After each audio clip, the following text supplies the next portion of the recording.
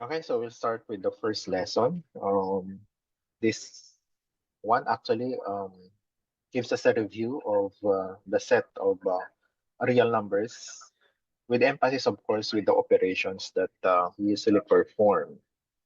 Okay, so to uh, have a common understanding of the set of real numbers. So, well, as far as algebra is concerned, we'll have the largest set as the set of real numbers.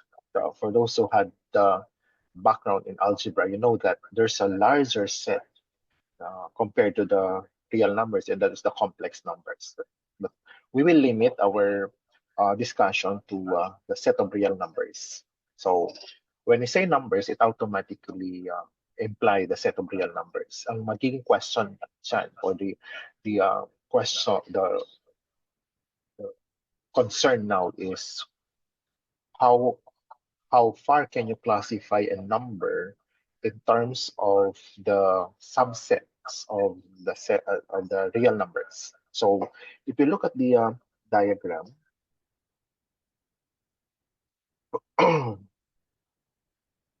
so if you look at the diagram, the immediate subset of the real number would be the rational number and the irrational number. Okay, looking it in a different context,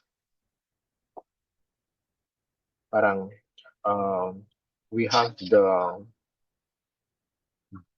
set of, well, we will denote the set of real numbers by the script R actually. So this is can be improved, no? Okay, so that's the set of real numbers. Ang immediate um, subdivision natin dyan is you have the set of rational number that is denoted as Q, and then the irrational number, you can just denote it as Q prime. Okay. So by definition, the rational numbers are those that can be expressed as quotient. Okay. So any number that can be expressed as quotient is a rational number. Otherwise, we classify it as irrational. An example of an irrational number will be the non-perfect root, like square root of 2, or the common irrational constants like pi, the golden ratio, P, and so on. So those are irrational numbers. Now, under the rational numbers, we also have two types. So as I mentioned earlier, any number that can be expressed as a quotient is called a rational number. Um, there are um, there are quotients that can be simplified as whole number. For example, you have 6/2 or 6 halves. That is a ratio. However, you can actually simplify it as 3. Okay? You can simplify it as 3. Unlike when you have, for example, 6/5. Okay? 6/5. There's no corresponding whole number for this. So we actually have two subsets under Q. We have the integers and the non-integers. So pwede nating we can draw a smaller circle here. This will be the set of integers and the non-integer. Let's just denote it as Z prime. Okay, so you have the set of integers. These are rational numbers that uh, becomes whole number. Okay, just like in 6/2 or 6 halves, which simplifies into the whole number 3. And then under the set of integers, you'll have the negative and the positive whole numbers. Okay, so you'll have the well, I will just subdivide it again. You'll have the W, that's particularly W, and then the W negative. Okay, so you have the whole numbers 0. So the whole numbers actually include the number zero, and the natural numbers. Usually, another term for the counting for the natural numbers will be the counting numbers. So usually count one, two, three, four, and so on. No? And then you have the negative zero that will uh, make up the entire set of whole numbers. So that's actually the hierarchy of our number system. Right? Later on, um, we'll define some operations. There are certain operations that are just defined for specific subsets of the set of real numbers. Anyway, we'll now proceed to the common operation that we usually have in the uh, set of real numbers. So these are examples. I just skip it. Now, take note some important observations when you are dealing with a set of real numbers. Okay, that division by zero, or there's no rational value when the denominator is zero. Operationally, when we define the operations later, we would say that you can never divide a number by zero. Okay, so division by zero is um, ruled out, meaning there's no value for that. Like 3 over 0 or negative 5 over 0, these are considered undefined. Okay? Well, meaning there is no possible value. Okay? There's no possible value. Well, if you go back to the definition later, now there's another case here. What if the numerator is also 0? So we'll end up with 0 over 0. Okay? Now, the term that we use here is indeterminate, while uh, any non-zero number divided by 0 is undefined. 0 over 0 is indeterminate. The reason for this is because of the operation that we will define later, particularly the division. Okay, the division is actually an extended form of the multiplication. Okay, we'll define this later. But for now, the division, for example, A over B, is when we say A over B is equal to C, this actually means that A is equal to B times C. Okay, B times C. So if you have the ratio, for example, 3 over 0, okay, and that is supposed to be equal to C, then the multiplicative form of this will say that 3 is equal to 0 times C. Okay? Or in general, 0 times C. Okay? But obviously, this makes no sense because as a number, okay, a number C, particularly non-zero number C, when multiplied to 0, should be 0. Okay?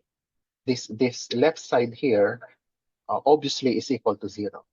And that contradicts the left side, which is 3. So this is absurd. This equation is already absurd. So that's why we call it undefined. Okay? We call it undefined. Okay? It's undefined. Now, if the numerator is also 0,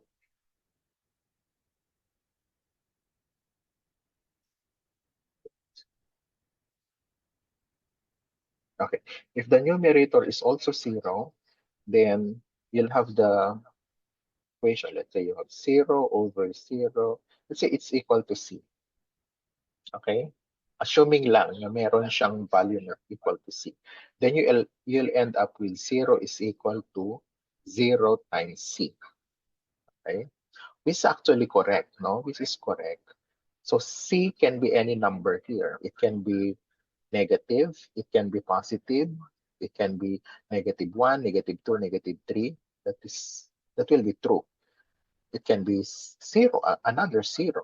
It can be positive number 1, 2, 3, and so on. So there's a lot of values that can satisfy this equation. There's a lot of values of C that can satisfy this. And that's actually what we wanted. No? We are looking for this C. We're looking for this C.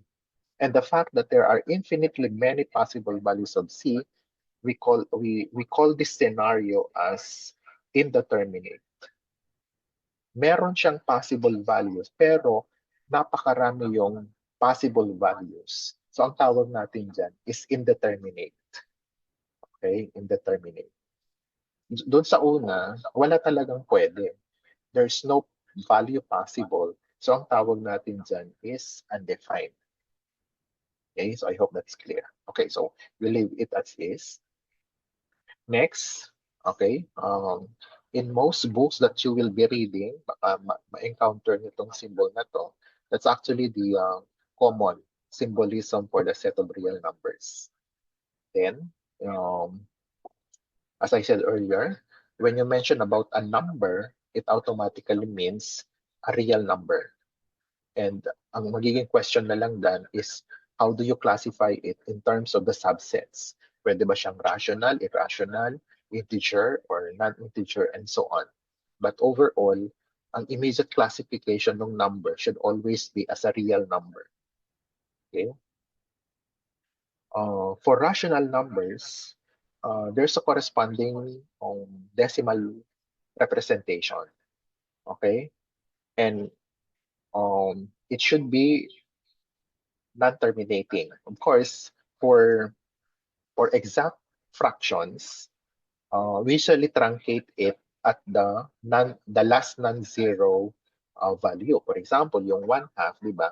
Pag 1/2, immediately, sinusulat lang natin, we simply write it as 0.5. Okay? But it's actually a series of other zeros. Ang zeros. Tinatruncate lang natin into 0.5. So that's what we call non-terminating. Of course, there are other more common examples of non-terminating but repeating decimals, like your 2/3, 0.66666, or yung 1/3, which is 0.333333. Those are non-terminating but repeating decimal. They define actually your rational numbers. Okay, so any rational number can take this form. Okay, yung non-terminating pero zero. So you can actually truncate it just like in the case of 0.5 or 3/4, for example. Usually it's just written as 0.75. But in reality, that's 0.750000. Okay? Now, commonly, kung repeating decimal yan, yung digits that is being repeated, or the digits that are being repeated are non-zero, then we just write this bar notation. Okay, bar notation. So any number that will use the bar notation actually are rational numbers. In the case of the irrational number, so ang common, ang distinctive feature, the distinctive feature of an irrational number is that you can never write it as a quotient. Okay, well, in terms of decimal, these are decimal numbers that are non-repeating, non-terminating. Okay, like in the case of the square root of 2, okay, square root of 2 is non-terminating. Kaya meron tayong dots dyan, tatlong dots. And then non-repeating. You don't see repeated digits in your expansion. Okay? And then this is actually the pi, no? The most common constant that we encounter in trigonometry. That's the pi. That is also irrational. Okay, that's also irrational. Any value that is used to represent pi up to a finite number of digits is just an approximation. Kahit yung nakikita, even the values that you see in your calculator, regardless of how many digits your calculator can accommodate, it remains an approximation.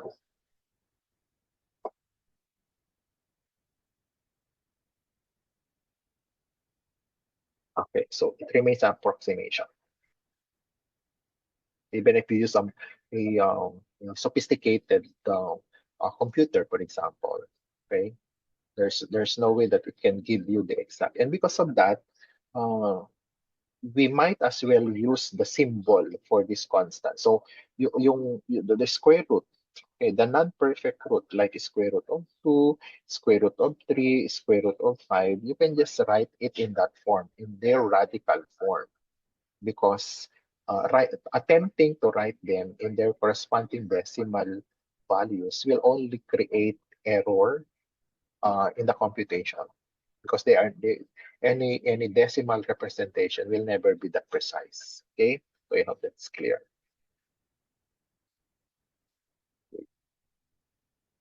Yeah.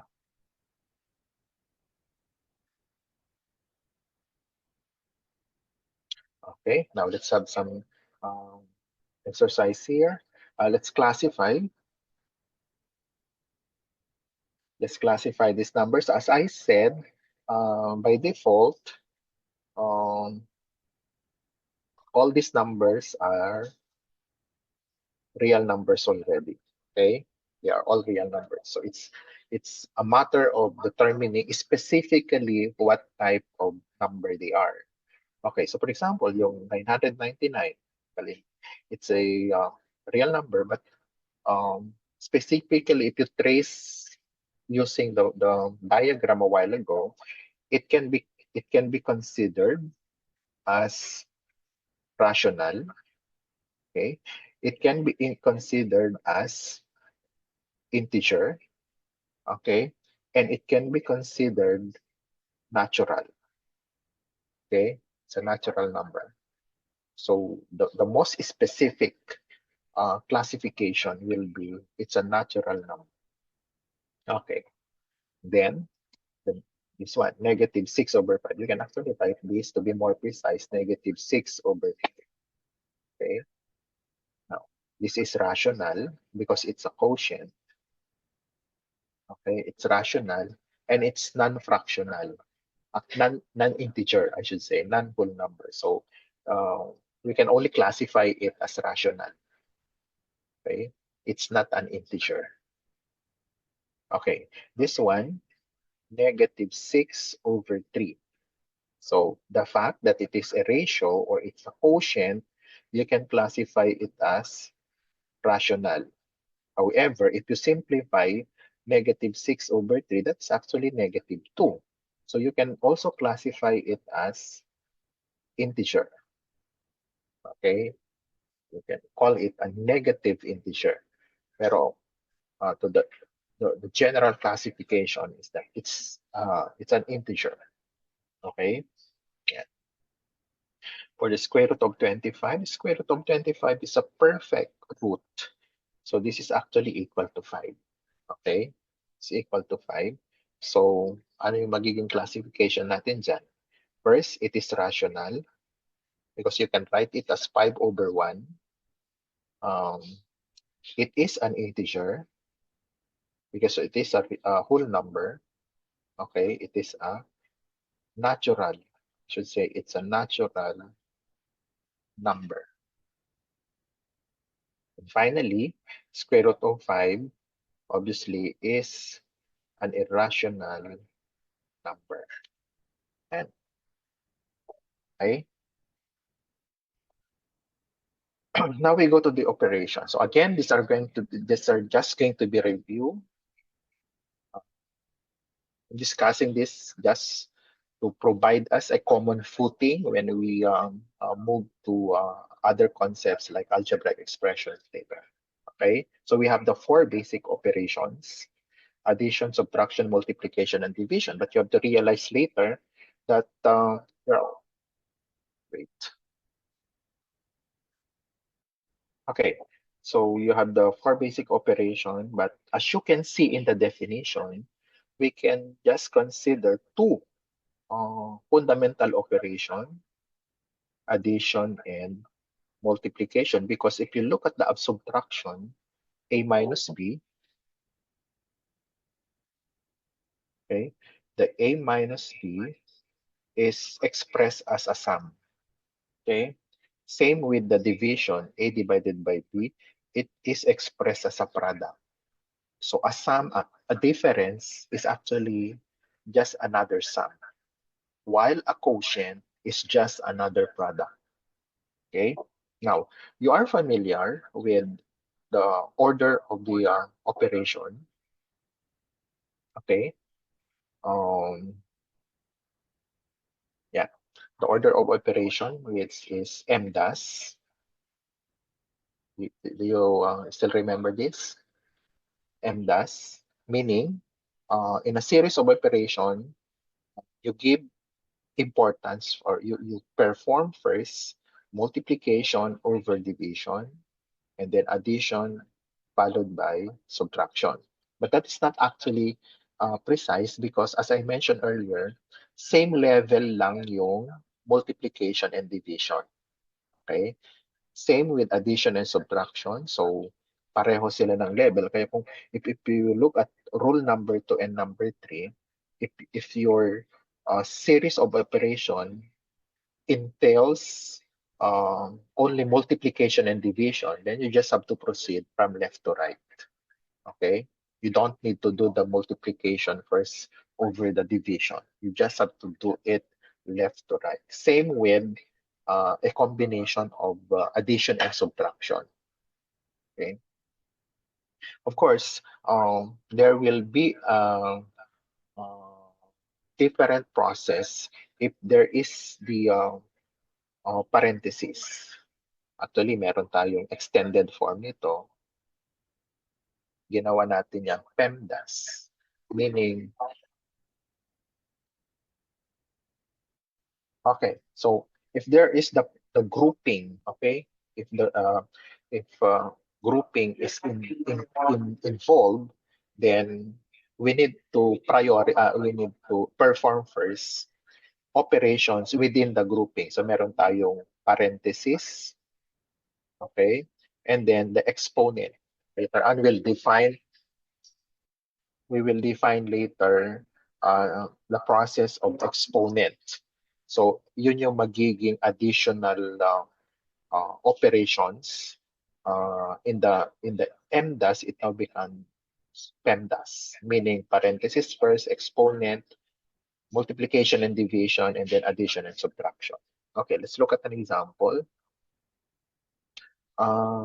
Medyo distorted. This one is distorted. If you check the original file uploaded in your Blackboard, I think this goes something like 3 times 8 plus 10 over 2 times 3.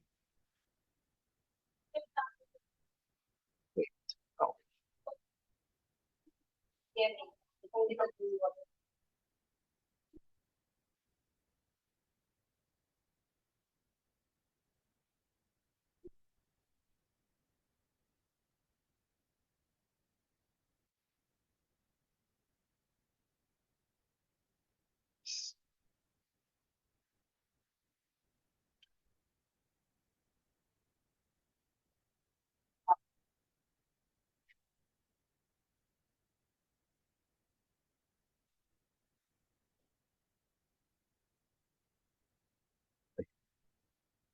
This one actually is 3 times 8 plus 10 over 2 times 3 plus 4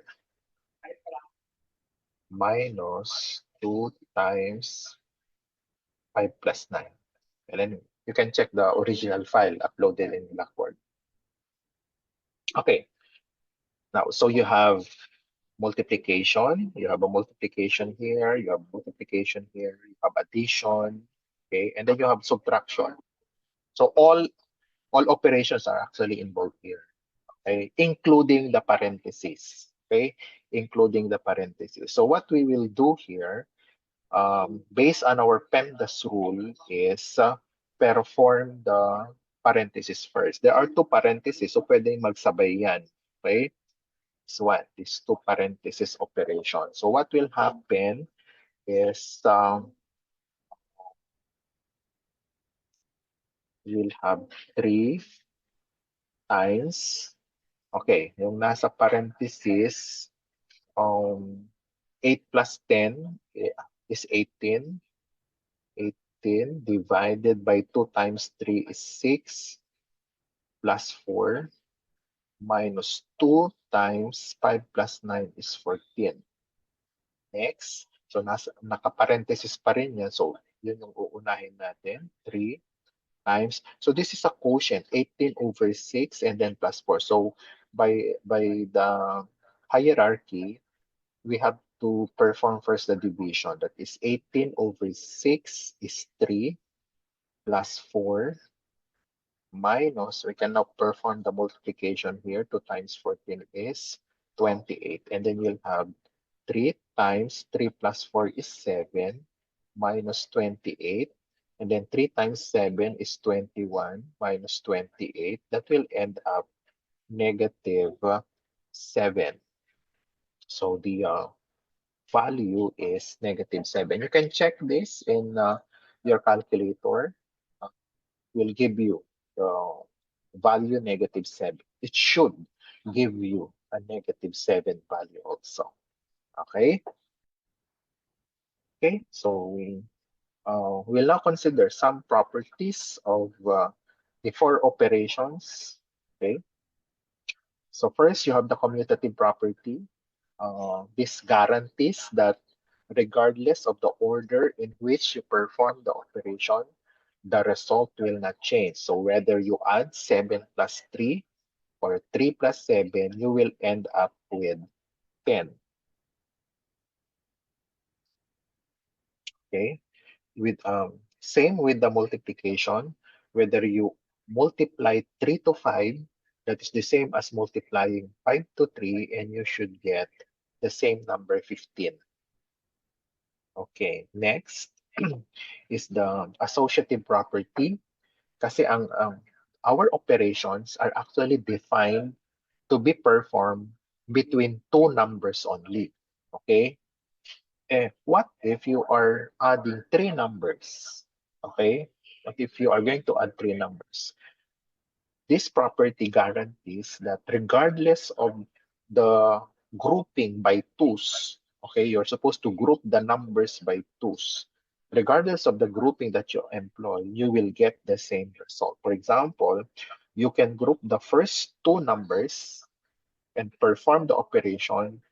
So you'll get one single value here. So the value that you will obtain here will be added now to C. Or you can perform first the operation on the last two numbers. Whatever value you get there will be added to A. You will get the same value. Let's see what happens here. For example, 2 plus 4, you get 6 plus 7. On the other side, you get 2 plus 11. 7 plus 4 is 11. And in both cases, you will get 13. Both value sum up to 13. Okay, so that is regardless of the grouping by which you perform either multiplication or addition, you will get the same value. That is true for both addition and subtraction. Now for the distributive property, so we can actually, okay, this property tells us that you can distribute the multiplication over getting a sum. So first you have the sum and then the multiplication by A. Well, our PEMDAS a while ago tells us that we're supposed to add first the numbers B and C and then multiply it to A. Whatever the sum, you multiply it to A. But this property na hindi mo kailangan namang gawin yon. Okay? What you can do is, well, distribute the factor A to each of the terms in your parenthesis B plus C. So you'll end up AB plus AC. Okay? Whether the factor, the multiplication is coming from the left or coming from the right, you will get the same answer. So this one actually for the first example here, you'll have you're supposed to have on this side you have 2 times 3 plus 5 is 8. Okay? Dito sa uh, right side, that is 6 plus 10. 2 times 3 is 6. 2 times 5 is 10. And then if you're going to simplify, 2 times 8 is 16. 6 plus 10 is also 16. So they are actually same. Say, as I said, this is correct also if you are multiplying it from the right. What we did is multiply it from the left. Next is the sometimes source of confusion, particularly if you're not going to use your calculator. There are still some students who struggles when it comes to multiplying signed numbers or the negative numbers. Okay, so -1 times any number will give you the negative of that number, like -1 times 5. You can just write it as -5. uh, double negatives, double negation. Negative of negative A will give us a positive A. Negative of -5. We will see an application of this later. Then for a negative product, you can only account the negative on on one factor. For example, let's say you have -12. Okay, -12. You can factor this or you can write this as a product of -4 times 3 o di kaya +4 and -3. Okay? Hindi dapat hindi mo ginagawang negative pareho. Yun lang naman ang ibig sabihin. And then you have the positive product. A positive product can be obtained actually by multiplying two positive or two negative. So ito yung scenario when both factors are negative. Okay, and then the distributivity of the negative sign. This is usually used for removing parentheses or removing grouping. Okay, so dito, if you're going to remove the negative precedence with respect to the parentheses, take note the signs of A and B change from both negative, they now become both negative. Okay. Well, if one is negative, that will change into positive, while the positive will change into the negative. So ito, actually, ang immediate value nito is negative A plus B because negative distributed to A by virtue of this, that is negative A, and then negative times negative B will now become positive by virtue of the second property. And then, i-apply natin yung commutative property a while ago na pwede mong pagpalitin. You can change the order of the terms. So instead of writing it as negative A plus B, we can also write it as B minus A. Remember, A is negative. The coefficient of A is negative. And then another source of struggles when it comes to the arithmetic operation will be the fractions later. So before we define the operation of fraction, let me just clarify that uh, the uh, the reciprocal 1 over A that is defined for the division operation, sometimes called, it is better known as the reciprocal. Okay? So as I said earlier, the division A divided by B is just another multiplication using the concept of reciprocal. We can now say that dividing A by B is the same as multiplying A by the reciprocal of the divisor B. That is uh, changing the language from division to multiplication. And the fractional form A over B is actually A times 1 over B. So yung A divided by B can be written as A over B. Yeah. Now, with respect to this operation, we have the rules for combining fractions. So I hope these are familiar again. If you are multiplying two fractions, the multiplication occurs in both numerator and denominator. So nagmo-multiply tayo sa numerator, nagmo-multiply din sa denominator. So you see what happens here. Yung numerators na 2 at 5, pinag-multiply natin dyan. Yung denominator na 3 and 7, minultiply din natin doon. That will give us 10 over 21. Okay? Now for the quotient, A divided by A over B divided by C over D, it becomes a product. Diba? Kasi ang mangyari dyan, yung A over B divided by C over D. Okay? Una, we change the division into multiplication. So that becomes A over B times the reciprocal of C over D. Okay? Well, as you know, getting the reciprocal of a fraction reverses the numerator and denominator. So this becomes A over B times D over C. So this becomes AD over BC. AD over BC. Okay, next, you have the rule for combining via addition and subtraction. Two fractions. For number 3, this is the simplest operation where you have a common denominator C. The rule is we copy, okay?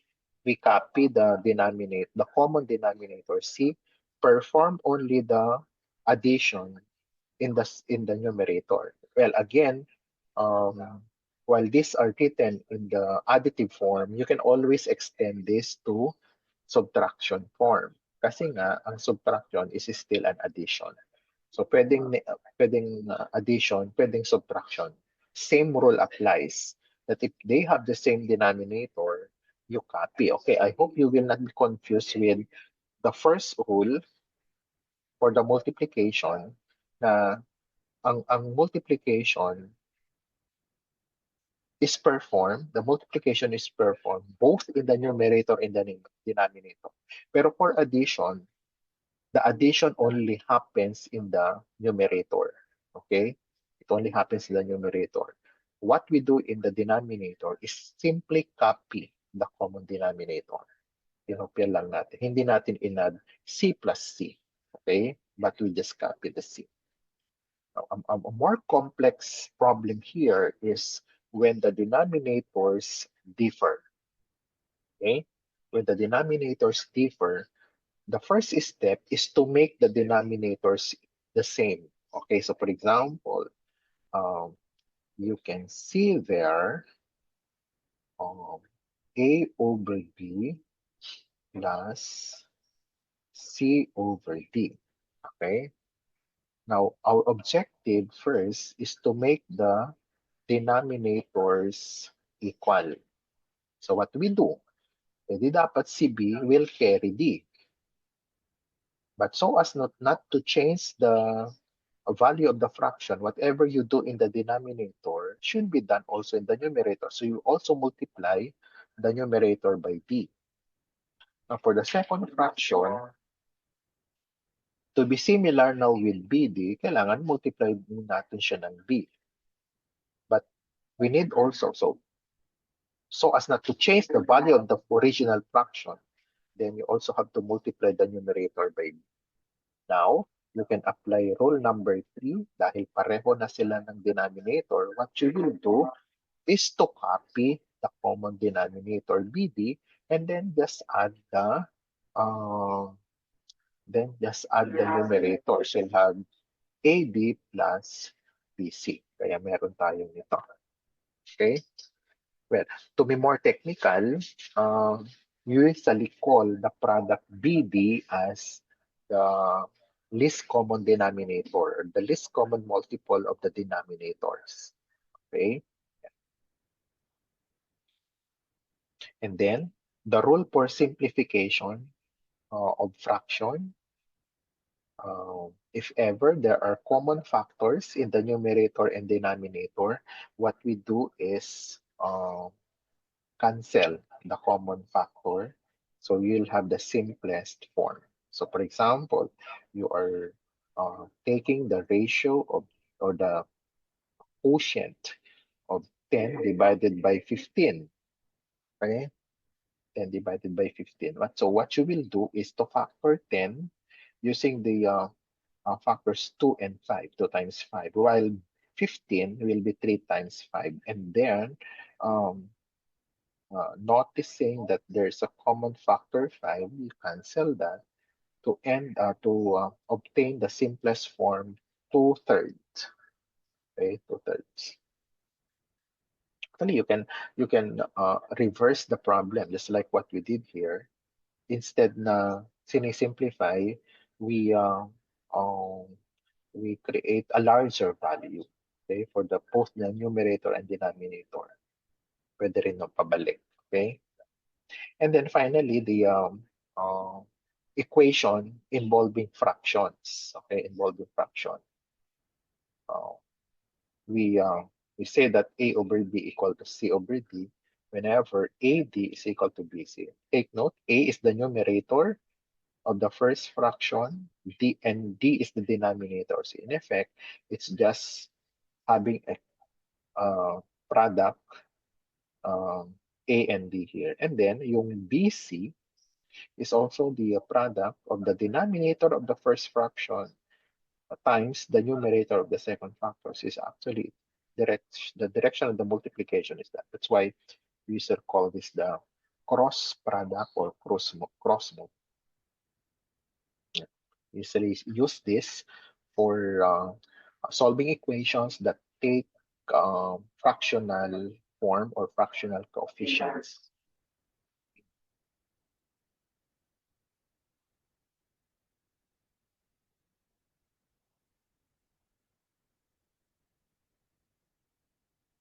Okay, next. Okay, so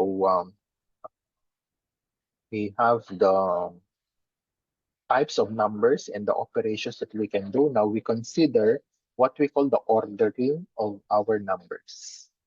So what we do is to lay out the numbers on a straight line. Now the zero has to be located first. So we pick an arbitrary point uh, as our reference for the zero number. So you have the zero number here. And then the orientation of our numbers will be any number, any positive number should be located on the right side of zero. All negative numbers will be found on the left side of zero. So you have all the negative numbers here and positive on the right side. Okay. Now, the orientation, the order, sinasabi natin order in the set of real numbers that any number, if you are given two numbers, A and B, okay, this is your zero, and then you have A and B. The number on the right is always greater than the number on the left. Okay? And the rule is number on the right is always greater than number on the left.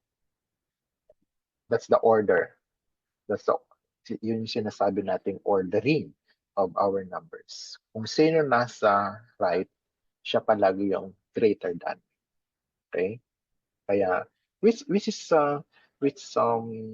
conforms to the original layout. Like all the negatives will be less than the positive numbers, or the positive numbers are all greater than the negative numbers. That's why they are supposed to be on the right side of the origin. Okay. Now we have the symbolism like A is less than B, or B is greater than A.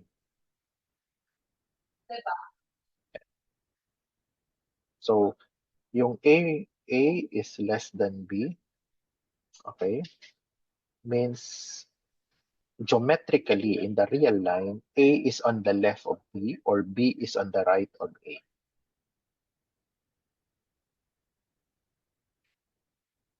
Now, because of the continuity and the compactness of the set of real numbers, uh, we can consider subsets, okay? Subsets that are also compact in the set of real numbers. So from the real line that we have already considered, the points along this line is compact such that between any two real numbers, there's another real number. Okay? So may mahanap ka laging real number in between two distinct real numbers. Okay? And so there's a continuity of the values that would illustrate what we call the continuity of the set of real numbers. And this continuous property of the numbers creates what we call the interval. Okay? The manner by which we can select number will be via the interval. Okay, so we have two types we have fundamental type, two types of interval. We have the open interval.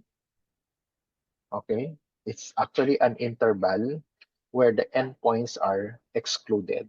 Okay, so we use this notation. Okay, a interval from A to B excluding A and B. The use of the parenthesis will mean the exclusion or the non-inclusion of A and B in the interval. Kaya ang pagsulat natin ng corresponding set for the open interval from A to B is to say it is the set of real numbers where X is greater than A and X is less than B. Okay. So again, we read this. Let me emphasize that. Set of all x such that x is greater than A, but less than B, or x is less than B. Now there's a counterpart for this, which is the closed. Okay, you have the closed interval naman. The closed interval included yung endpoints. Okay? Included yung endpoints. So, ang ginagamit natin na inequality is the less than or equal. So again, when you have this set, when you have the closed interval from A to B, it consists of all real number x such that x is greater than or equal to A and x is less than or equal to B. In the to visualize this, okay, you can see the distinction of the graphs. So almost the same. The line is highlighted from A to B, except that in the open interval, the endpoint at A and B are excluded, as indicated by being on a hole. Okay, may butas siya doon. As compared to the close interval, na shaded yung points A and B, which means they are included. Okay? We'll encounter more on this when we discuss functions for finding the domain of functions. And inequalities na din. Okay? Now, there are some variations of this notation. Okay? Pwedeng mag-hybrid siya. Okay, we have actually the hybrid, like, okay, you have the open and close, but you can also have half close, half open. That means that the endpoint at the left side is included, but the right endpoint is excluded. Okay, so this is how we are going to consider the set notation. So you take note of the original and then the graph. No, now the half open, half closed. Take note, half closed siya sa left. So we have this inequality, and then half open on the right side. And you can see also how we draw the figure. It is solid at A, but it's a hole at B. Ito naman, it's a hole at A, but it's solid at B. And then there are we have the uh, ayun ka, waiting room. Well, anyway, so you have the half intervals which extend infinitely on one side. So you have the uh, open interval from A to positive infinity. So you have the arrow here. It can be greater than or equal.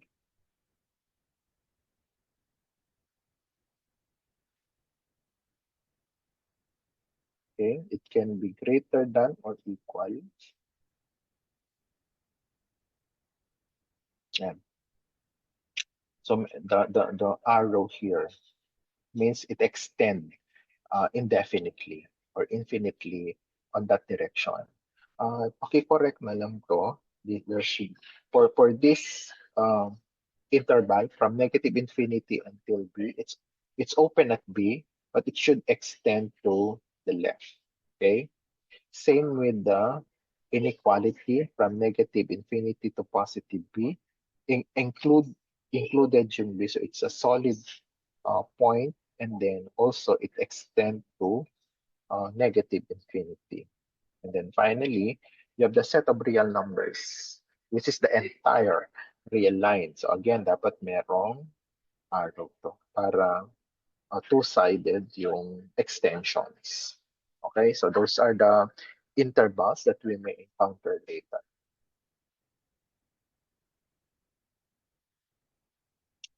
Next, we define distances on the real line. As you know very well, distance is supposed to be positive always. Okay, distance has to be positive always. So we have, well, based on our construction earlier, numbers on the left are negative, numbers on the right of the origin or the numbers on the right of zero are positive. Okay, so it's possible na kapag uh, define tayo ng distances using the coordinates, may involve yung mga negative. But take note again that the distance is supposed to be positive. So the only way we can enforce a positive value is to apply the absolute value. Okay? And so we define the absolute value of any number A to be positive A if that A is positive. It is negative of that number if the number is negative. So for example, you get the absolute value of 3 since that since 3 is positive, just copy it as 3. Pero kapag negative 3, the absolute value of negative 3, at sinasabi ng definition, you have to get the negative of that. Okay? You get the negative of that. And by our rule, double negation gives us the positive value. And because of that, take note that the absolute value will never be negative. It can be positive, it can be 0 and positive, but it can never be negative. There's no way we can get. Kasi nga, kapag negative yung nasa loob, uh, minumultiply natin ng negative. Samantala kung positive siya, kokopyahin mo lang. So, there's no way you can get a negative value for the absolute value. And geometrically, the absolute value is simply the undirected distance of that point from the origin. Okay? And because of this, we can find actually the distance between 2 points. But first, let us look at the rules um, for simplifying absolute values. Again, if the by definition, the absolute value is non-negative.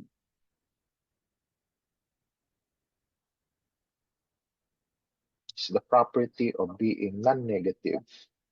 Okay.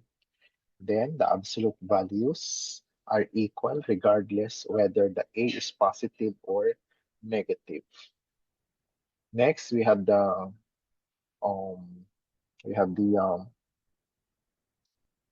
absolute value of a product.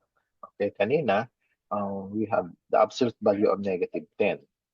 So immediately, pwede nyong gawin to as positive 10.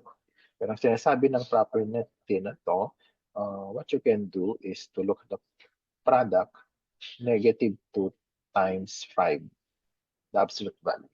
So applying this rule, you'll get the product of the absolute value of -2 times times the absolute value of 5. It's going to be 2 times 5, and that's equal.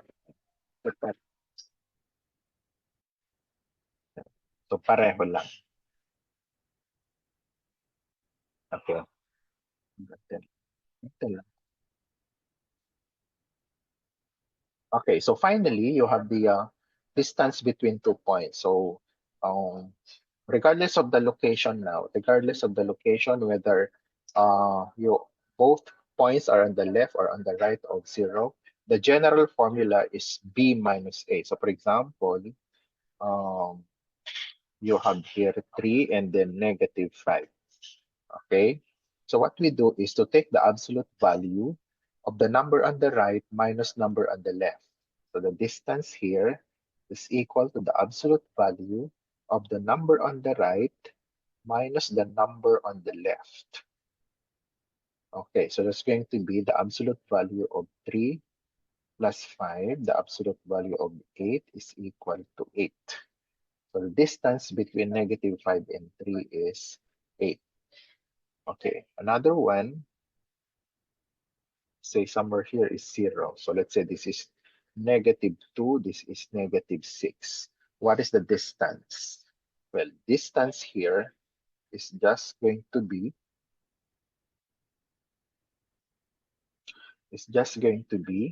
the absolute value of the number on the right is -2 minus the number on the left is -6. So you'll get the absolute value of -2 plus 6. Wait. Yeah. So this will be absolute value of 4. This is 4. So 4 units. You can check, no? This is -3, -4, -5, and then -6. So 3 units, 4 units yung distance nila. Okay? Yeah. So I think I can end here. We'll continue in the next lecture.